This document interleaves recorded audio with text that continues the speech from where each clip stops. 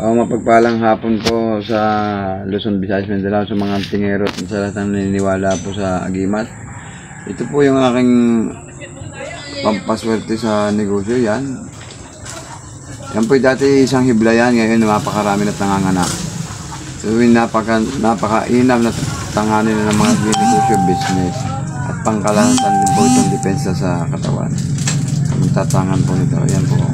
Salamat po at God bless. PM lang po sa may nais.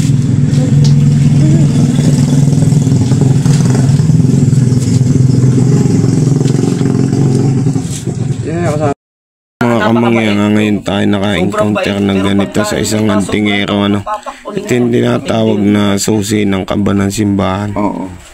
Ayun na. Naglalagyan ng kalis, ng ustya, at saka nung yaman ng simbahan, yung mga limusan. Oo, yan. Yan ang susi ng kaban ng simbahan. Kamangyan, ito naman yung ibang klaseng kasa ng atakdak, yung kanyang likod ay andi dito yung testamento na San Antonio. Ibang klase. Mga lumang-luma na ito, mga idol. Kakaunti lang ng tangan.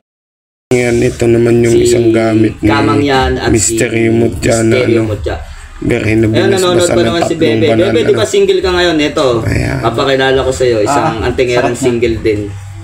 Kapag wala yung anong misis.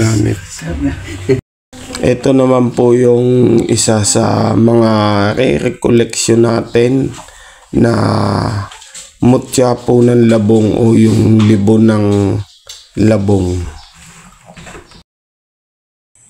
Yan, ito naman yung gamit ng isang kaibigan, mga kamangyan, isa sa napaka-solid na nakita kong libo ng kabibe, Grabe sa tigas yan, Tinakay ng pukpukin yan, pero hindi man lang siya nagagalusan.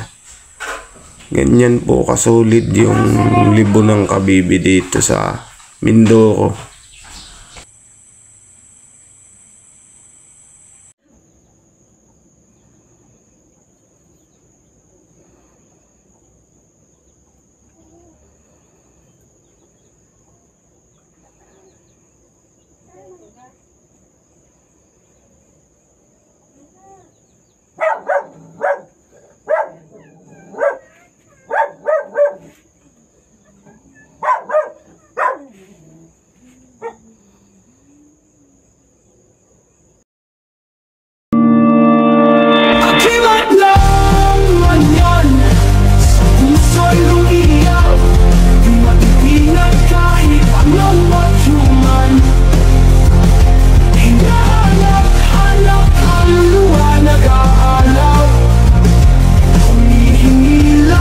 Gabay at kalasag